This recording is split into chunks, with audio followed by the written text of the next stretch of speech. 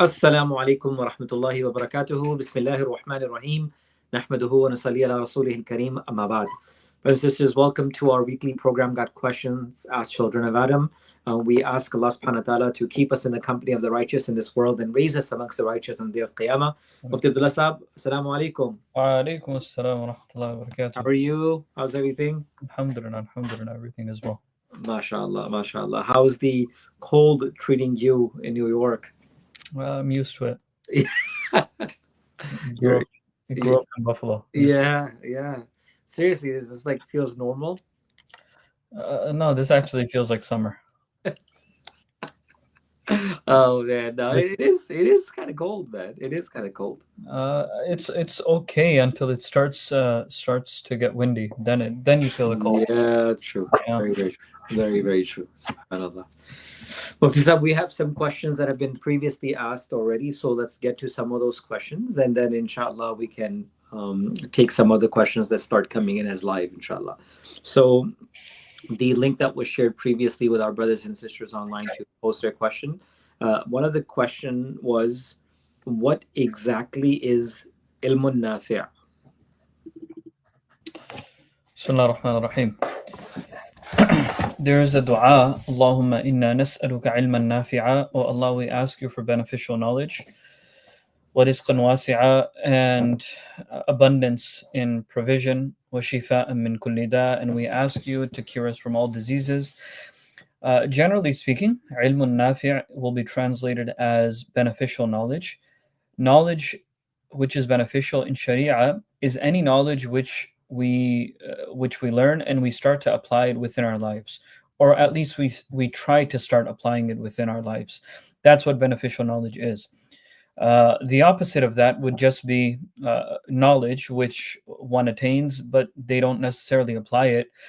The difference, there's no difference between such a person that has the knowledge and a computer, because a computer also holds the knowledge, it can't apply it, and same thing with that individual.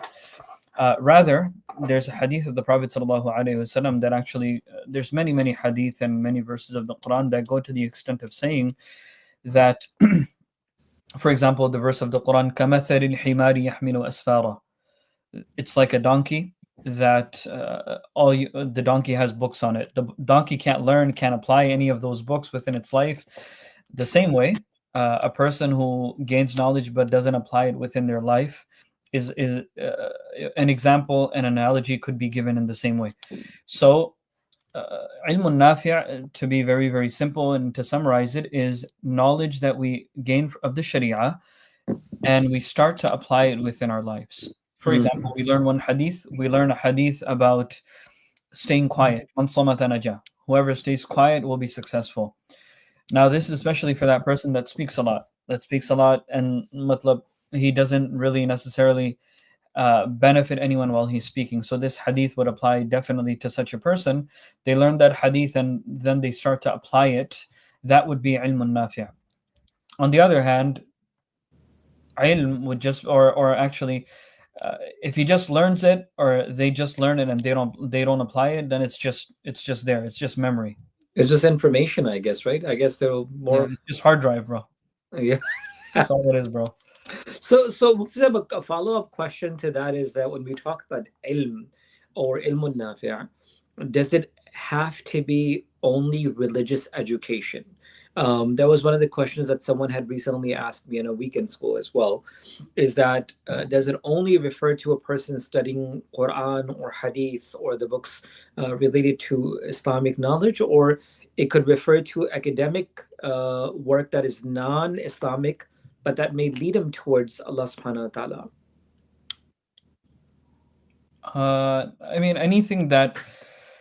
Anything Islamic that is, ilmun nafi' is more of a spiritual item. Math cannot necessarily be ilmun nafi'. How are you going to apply math into your own life? Or maybe using that to calculate your zakat properly. Wow. Ajib. But at the end of the day, you're still using it for a religious purpose, right? Correct. You're still using it for an Islamic purpose. I mean, all of it has to go through Islam, right? Meaning, Ultimately. would the time spent in that class uh, be rewarding for that individual? Mufti Saab is here. Assalamu alaikum wa rahmatullah. Walaikum salam wa rahmatullahi wa barakatuh. Mufti Saab, how are you? Alhamdulillah, doing well. How are you? Alhamdulillah. Alhamdulillah. Jazakallah khairan. Thank you so much for joining. So we were just discussing something with regards to Ilm Nafi, and Mufti Abdullah, mashallah, so beautifully shared the importance of what is Ilm Nafi and beneficial knowledge and things that change our minds and our hearts and our lives, our actions. I just had a follow-up question while Mufti was just discussing this, is that would subjects that are not directly Islamic related, they're not Quran, Hadith, or Sirah, would they still be considered ilmun nafi in a way for a person to benefit from? And Mufti was just shedding some light on that. Mufti, there's a lot of light coming on you, so shed some light, Mufti Abdullah sir.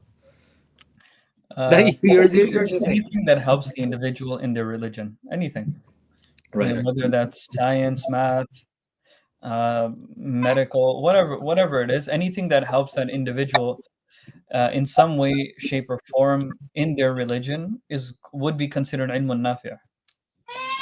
I mean, on the other hand, like for example, the Pythagorean theorem is not right necessarily.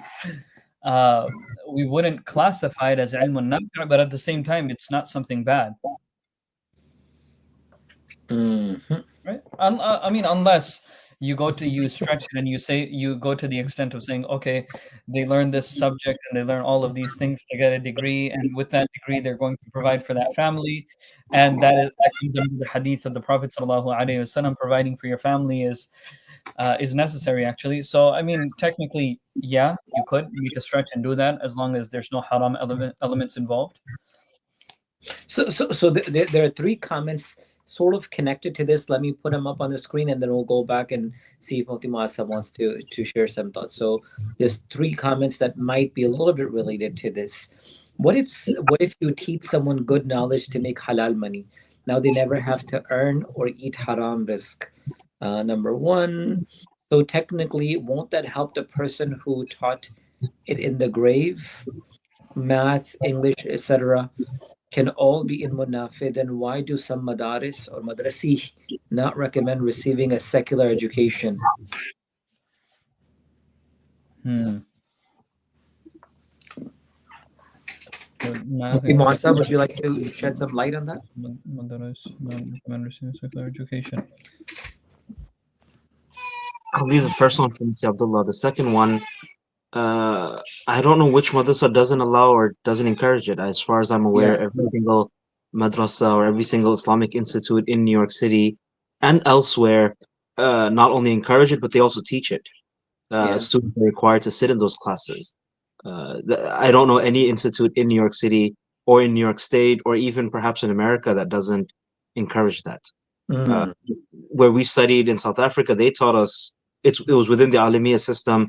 We went through math, we went through geography, we went through different fields that we never even thought would be taught within the Islamic studies program. As a scholar, a scholar is required to learn these things to be able to really pass on what he's learned or fully understand what's going on.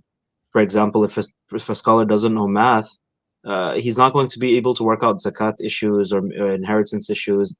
These are things where you require these things. I think the question was more, I think a lot of scholars do steer people away from college and university. So I think the question was more in that regard, college and university. Not necessarily basic. So my question, and again, I would love for you to shed some more, both of you, is that why is that expectation from ulama that they have to go through an 8 year of academic program in a madrasa, and then you want them to again go back for 5, 6, 7, 8 years of college and then have like multiple degrees? What, meaning there's a lot of expectations in that sense, meaning I don't think ulama, there might be individuals who who promote and say, hey, you know what, you can't go to college, but just to keep that expectation. Like for example, if someone, like for example, this particular comment which says, not really, a few in New York do not encourage college. I'm not sure where that's stemming from though. Moti Masab, you teach in multiple institutions, mashallah. So the question started off as a bit more general. Yeah. Math, science. It wasn't about college. So Cool. two different things that need to be highlighted here. Every institute will teach whatever is taught as the basic or as the required thing by the government. The Mm. U.S. state standard that's there included in most institutions. So that's until 12th grade. Anything thereafter isn't necessarily required. As for encouragement or discouragement, that would depend on the person, what he's pursuing, the student himself. What is understandable, what is known, or what is a common thing that in many institutions, if a student goes in and he's not in the right environment and he's not well grounded, it may have negative effects on that child or on that person. So, Muslim, for example, taking philosophy classes, and if he's not grounded in his aqidah, in his beliefs, in his values, then very easily he would be diverted. So, I can see and I can understand why scholars would discourage someone from studying that particular subject. But if there is someone that's studying, for example, engineering or law, becoming a medicine, things like that, and the environment is conducive, they're doing it without any haram things involved, then I don't see why any scholar would prevent them from that. Hmm. So it's important to understand what that scholar's perspective is, what he's referring to, and who is he addressing as well. Jazakallah khair. I think that's great. Jazakallah Muktisab. Salam, what are the guidelines of men and women texting, even if it for work? If for work. Mufti Farhan Saab. Why are you guys laughing for stuff? The question for you, go ahead. No, bro, not me. I'm just reading the questions. All right. We got to straight them up. You want to take it? You can go ahead. Okay. Wa alaikum assalam wa rahmatullahi wa barakatuh. Brother Unknown Abid. The guidelines of men and women texting.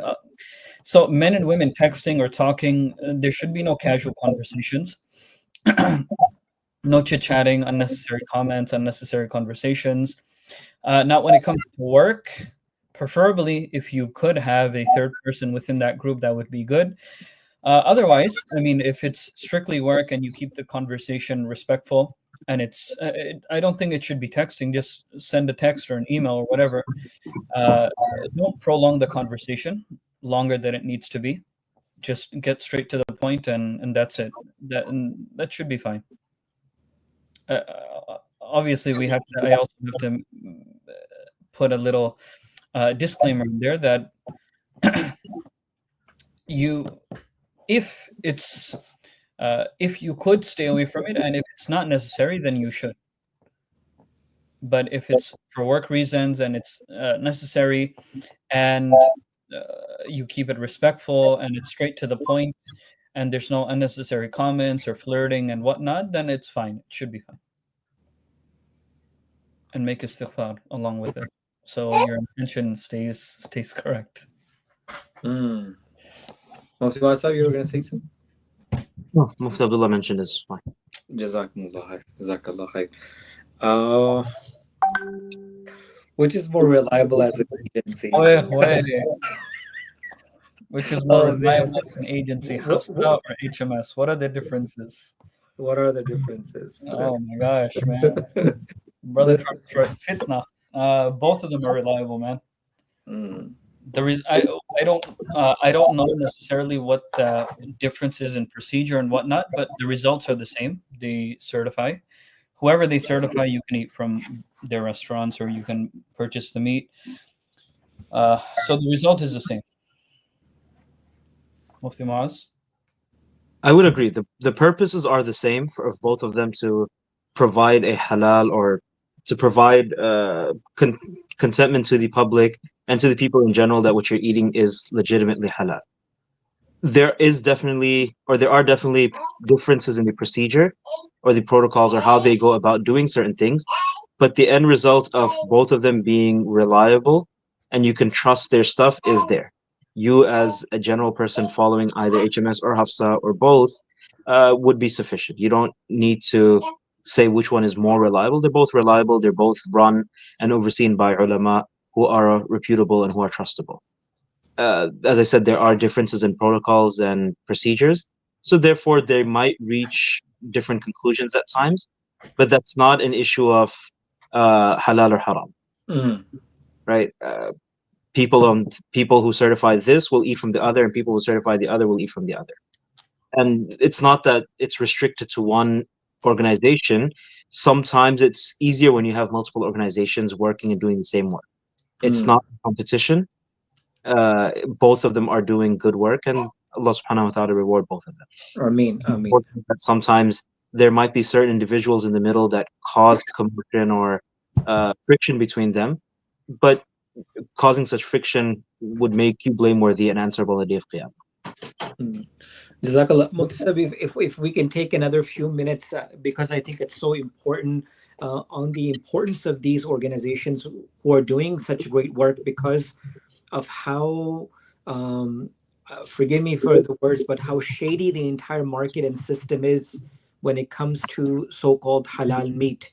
And for many of the places and stores and restaurants which are just selling these things, and for many of us who are just looking at the titles, or so and so eats it, and so and so says it's okay. If you, and I know both of you have been part of these efforts for a long time as well, on the importance of having institutions or organizations run by credible individuals who are really there to help the ummah eat and consume halal. Yeah, man. Just because someone says something is halal, uh, look, people say, well, he's a Muslim, you should listen to whatever he says or whatever they say, but they only apply it over here. They don't apply it everywhere else. That's number one. Number two is, uh, I mean, there's so much corruption that goes on. Everything, business owners will tell you anything. They'll literally, whatever you ask them, they'll say yes. Most business, not all, but a lot of business owners, they'll want to make you happy, just so they can get the business. A lot of the times, sometimes I go into some places, I'll ask on purpose, uh, what is the, I'll go into a place that is not certified. I mean, just I'm not going to eat there, but just I remember I went once or twice to places that were not certified, or I actually called them up. I called them up. I said, "Hey, are you guys halal?" They said, "Yes." I was like, "Where you guys get the meat from?" "I don't know." "Are you guys hand slaughtered?" "Yes." "Okay, how are you? If you know you're hand slaughtered, then why can't you tell me where your meat?" I mean, it's so much shadiness and so much corruption within that industry, uh, and the reason is clear.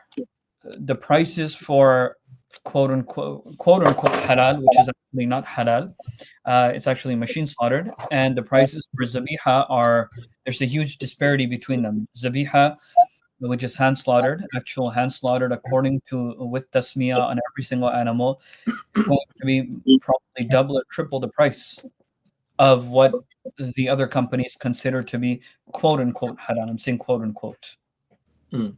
Mufti Muasab, you must have been to many places where you have seen and witnessed, um, like, just from your thoughts, just, on the importance of having institutions, or just us being careful on what we consume, because it's now a huge trend now, right? Just people love eating outside, and according to many, although the Muslims are growing, and now we have so many places, but it's good to see the growth, but there has to be more positive growth. Bismillah ar-Rahman ar-Rahim. It's a fact that whatever we eat has an effect on us, on our spirituality, on our personal being, and the acceptance of our ibadat, our dua. Even if a person eats something mistakenly that's haram, the effect of it on his spirituality will be there. Uh, that's something that's tried and tested, and our mashayikh advise that over and over. That's why we've always been advised to exercise caution when we're not sure or there's a doubt.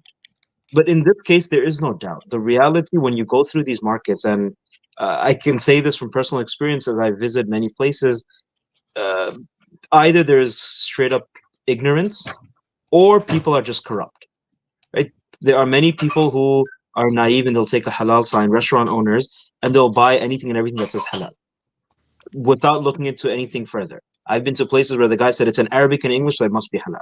It's like double halal. Then you have those people who believe anything, everything besides pork is halal. So for them, it's like, oh, it's not pork. So half these so-called halal Chinese stores will literally write outside, and no offense to anyone, no pork, halal, no pork. You go inside and you ask them, they'll tell you, oh no, it's just beef, it's not pork. But a Muslim knows that just because it's beef doesn't mean it's halal. For the beef to be halal, for the chicken to be halal, it must be slaughtered in the correct manner. So you get either ignorance or corruption in the market. And then you have those who will get a random fatwa from like a minor, a fringe position somewhere that says machine slaughter, this is halal, and they'll try to flag that around everywhere. But they'll try to show that around everywhere. Now, that's a minority position, and it's been proven that that fatwa or that view is flawed in so many ways. If the person who gave that fatwa was to actually see what goes on in the market, it's impossible that they would have given such a fatwa. The way the slaughtering market works, it's not possible for the conventional machine slaughtered method to be halal in any way. Right. So now when you go through these markets, when you go through these restaurants, majority, if not almost all, are using machine slaughtered meat. And there's no question there that it's haram. Right? It's completely haram, but people will simply take the words of the store owner that it's halal and okay, no, it's fine. We have guys that also will now say, no, I verified it's 100% halal. And what's your verification? They only went and they saw a halal sign. That's not verification. Whether it's different organizations or different groups, different individuals, you or influencers, you have no authority or you have no idea of how halal certification or halal verification works. You going and asking the person, is this halal, is not sufficient. Yes, the default is and should have been that a Muslim doesn't lie. But we know for a fact Muslims lie today. By default, a Muslim should be aware of what he's eating. He should be knowledgeable regarding the trade that he's involved in.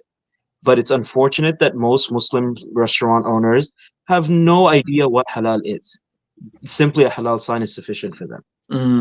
We see so many people eating these things or that are not halal or that are doubtful. We see the degeneration within the Muslims. And then we ask, why are we not improving? Why are we sitting like this? Why is this? There's no one else to blame but our own selves in these cases.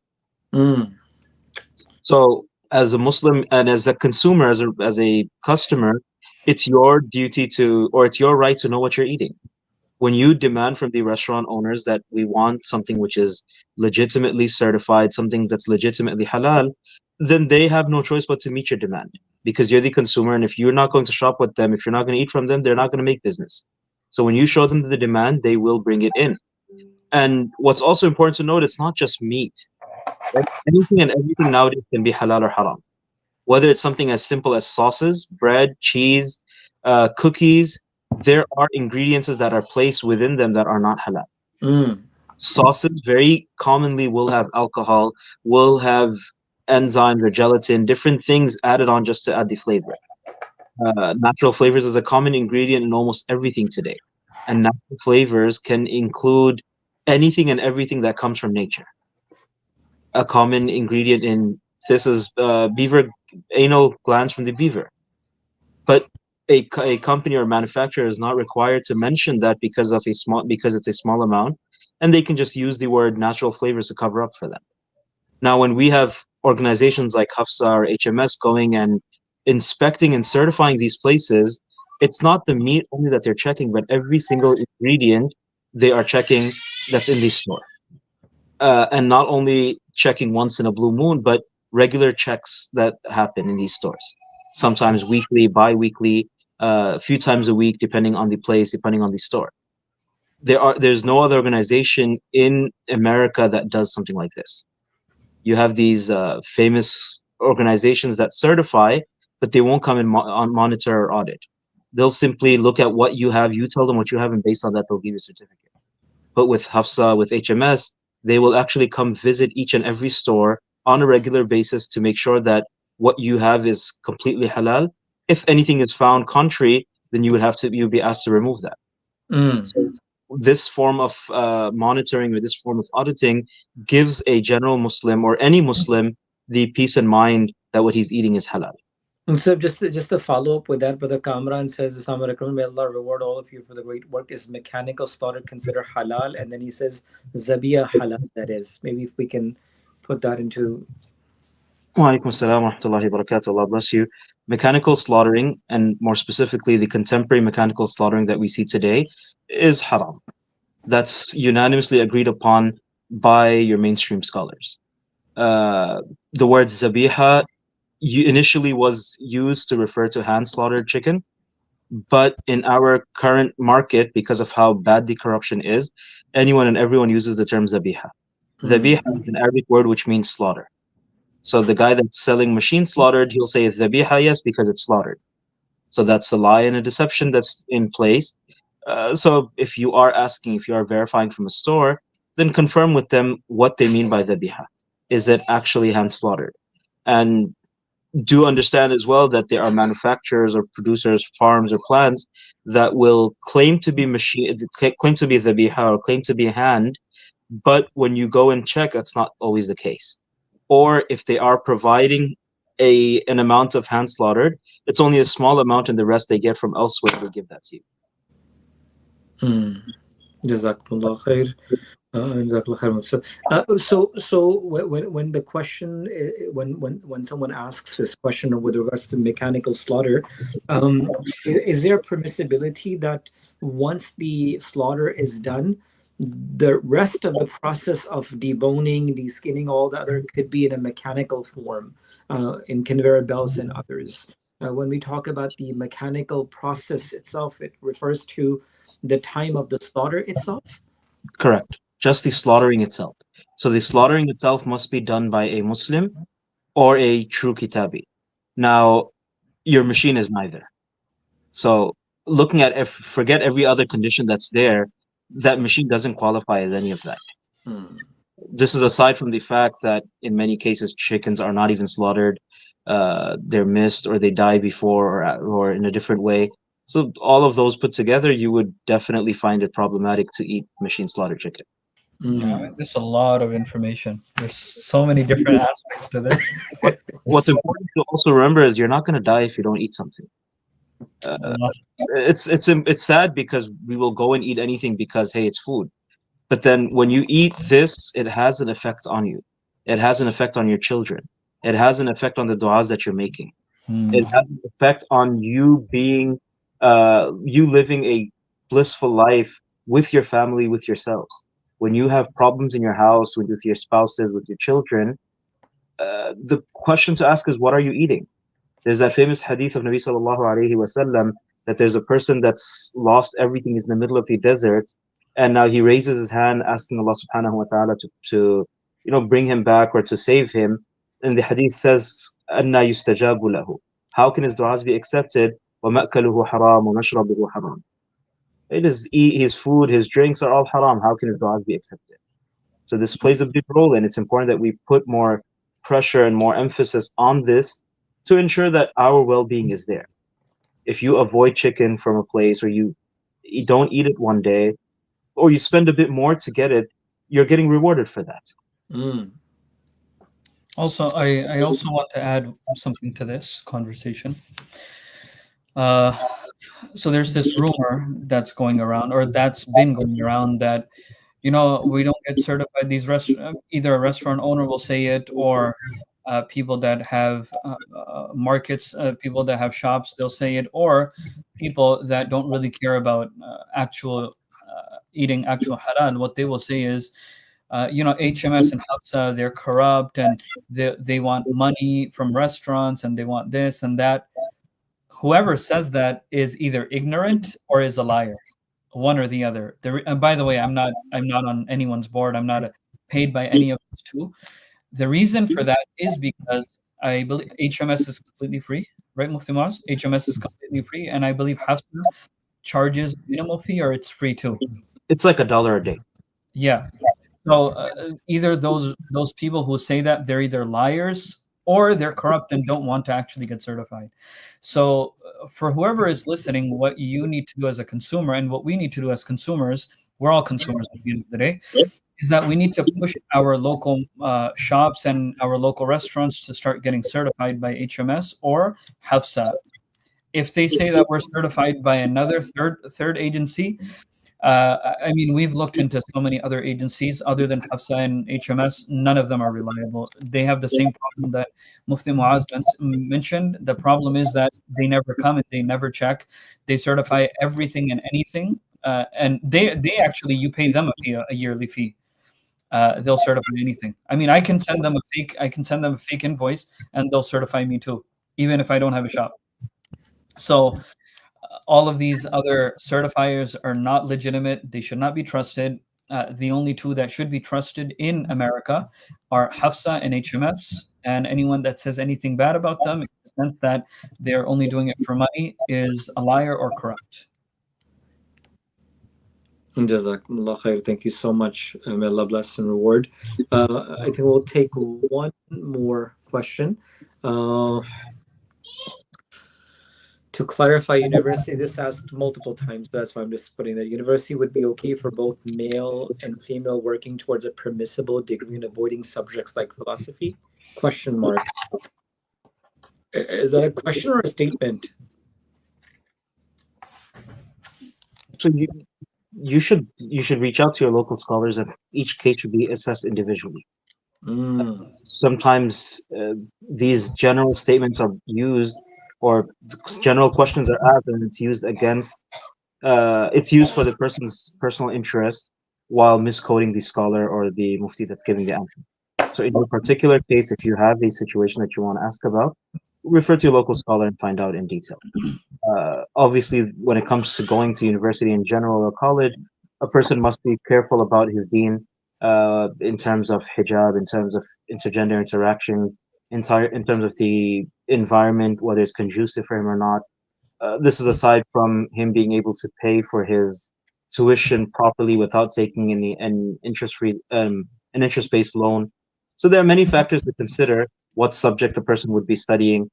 So keeping all that in mind, it's ideal that each and every case is assessed by a competent scholar. Jazakumullah khair. Don't get us wrong, we're not discouraging anyone from getting their ilm or getting knowledge, right? You want to get an education, you want to learn more, that's commendable, but it must be done in the right way. And for that, there are certain cases where you might have to consider other options. Subhanallah. I missed one question. I just want to go back to it. Are you allowed to say more than one dua at the end of prayer? I think this is probably referring to just before your salam, the dua ma'thura. So the dua ma'thura, you can say as many as you want, as long as it is ma'thur, meaning as long as it's from the Quran and the Sunnah, you can say as many du'as as you want. There's no restriction to that. After your salah, the end of the salah, meaning once you've done praying, then you can make any dua you want. That's your personal thing in any language. There's no restriction there. So this is an interesting question that just came. I'm so sorry, guys. Inshallah, we'll make this the last. Is hair transplant permissible, whether it's for head or for beard? Turkish Airlines. Oh man, we're not sponsored, huh? Not yet. I said airlines. Oh man. जी हजरात इसमें Abdullah, where did you get your done? Yo, you don't gotta call me out like that. Just kidding. No, I actually didn't. For anyone that's No, he didn't. He did not. Hair transplant permissible, whether it's for head or for beard. If the hair transplant is done for a corrective purpose, person has balding spots or missing spots, and this has definitely a negative effect on him, and he does it for the purpose of corrective reasons, then he would be allowed, provided that the hair is taken from his own body. Um, uh, Jazakallah khair. And in that sense, uh, what was it? Okay, yeah, very good. It's for the point. Okay, khair, inshallah. Sounds good. Anything else, guys? Any other thoughts, inshallah, before we conclude? Let me put that. There's a few more, right? Which one do you want to take? I was I wasn't sure. I wasn't sure. Let's take. They look like troll questions, man. Take them all. Take them all. Take them all. I can't see the questions. I don't know what's coming up. Oh, Mufti Sahib, This one is Caliban. Do that one. It's easy. Okay, what is that Caliban one? Yeah. Okay. Is Caliban still all certified? I realize they don't have that certification anymore by Hafsa. Check on either Hafsa or HMS's website. If they're on there, then they're certified, and call all three of us. If they're not, then they're not certified. What is this? What is this place? Caliban was never certified by Hafsa. It was certified by HMS. Yesterday, HMS sent out a flyer saying that it's no longer certified. The reason being is they closed down. So I'm not too sure why the question was asked or what's the motive behind it. The store closed down. Unfortunately, it was a good spot. Mashallah, they had good burgers. Where was this? Where was this? Astoria. Astoria? Yeah. Oh, interesting. So unfortunately, they closed down. I wish they stayed up for longer, but they're not certified anymore because they don't exist anymore. Interesting. Before someone goes and spreads rumors around that this was the case or that's the reason, they just don't exist anymore. That's why they have to be certified. Another one. I'm not sure if this is real or troll. No, that's a real one. Yeah, you sure? I mean, no. I mean, the question is real. I don't know about the person. Or matchmaking apps such as Salams, Muzmatch, Sunnah Match, Half My Deen permissible to use to find a spouse. Too many. Why'd you name 4? Being sponsored by them. No, are you using all 4? I'm kidding. You're using all 4 at once. Mufti, this one. These Muslim matchmaking apps are often nothing but Muslim dating sites. And this is a reality, speaking to people that have used it. Most people there are there for the purpose of just finding someone to chill with or to go out with, to date. So it's not ideal that you use these apps. Avoid them. Use other alternatives. And if you are going to use something like that, then make sure that you reach out to the wali. Or if you are a female sister, then make sure that your wali is involved. But as I said, in most cases, these apps are not reliable. And this is, again, from people that have used it. It's nothing but a dating website. Well, there are some apps, though. Correct. There are some that are looked over by scholars, and they have enough restrictions in place which would overall prevent a person from engaging in haram. Right? You would require your wali's permission or your wali's presence, something like that, to make sure that the bounds of the Sharia are maintained. Yeah, there's some apps that don't let the two individuals talk directly in the beginning. I think they get the both of the walis connected or something like that. They don't have pictures up. So, I mean, yeah, someone's going to say, well, how can I marry someone without looking at them? I guess they put attraction in the second level after compatibility of everything else, those apps. So, I mean, those also work. I think once the walis are able to connect, then they can personally on that level be able to share rather than making all of these pictures public and show the world mostly filtered pictures. Damn. No, bro. I'm okay. Anyway, so this person says I ate there a couple of weeks ago. Mufti, they exist. They don't actually. If you go Google it right now, brother. They don't. My brother actually went yesterday, and they told him personally they're closing down. The shutter was halfway down. It says permanently closed. Mufti Saab pulled out the receipts. No, bro. It says Mufti, they exist. Nah, they don't. They say permanently closed. Well, what is your recommendation? Where should the person go? Where they should go, whatever they want to take us, as long as there's Either HMS or Hafsa certified. What about the other certified? In the question? No, the other certified. Oh no. Oh, no. Mufti Sahib, ये बार बार request आ रही है Mufti Muaz साहब के लिए, like multiple times. Assalamu alaikum. Can you share a favorite book from your bookshelf? Kitab al-Nikah. Well, I don't know. That's a tough question.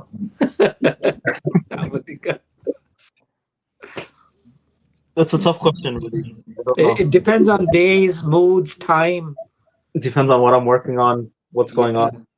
So at the moment, a book that I have my eye on is a book called Meeting Muhammad by Sheikh Suleiman. I skimmed through it recently, a few pages. It's really beautiful. It's not necessarily, the question was my favorite. I can't judge as the favorite. I haven't gone through the book, but something that I skimmed through recently. I found it amazing. MashaAllah. Excellent. Alhamdulillah. Cool. MashaAllah. Jazakallah khairan, Nazrul. Thank you so much for your time. They said, LOL, love seeing our muftis laugh. Alhamdulillah. Jazakumullah khair. TK, inshallah, we'll take the rest of the questions next week. We have a few more. And inshallah, we'll do that. And then we also have to do the Ramadan series too. So hopefully we'll have that before the next week, inshallah. Who's this? So it says Mufti Abdullah commenting from his burner. They got you, bro. Yo, how'd you know? Well, that could be Mufti. No. My actually Muhammad is MUHAMM80. So Mufti Wasab, your middle name is Islam too, right? Yes. So that could be your burner. Burning of the Oh, double burn. no, that would say MD Islam then. Oh no. Oh man, Allah bless. Okay. Jazakallah khair, Hazrat. Thank you so much. Brothers and sisters, thank you so much for joining us. May Allah bless and reward our respected scholars for their time and for their efforts and for their knowledge. Allah subhanahu wa ta'ala protect them and preserve them. Allow all of us, inshallah, to live our life according to the Quran and the beautiful sunnah of the Prophet. Inshallah, we'll see you next week. Assalamu alaikum wa rahmatullahi wa barakatuh.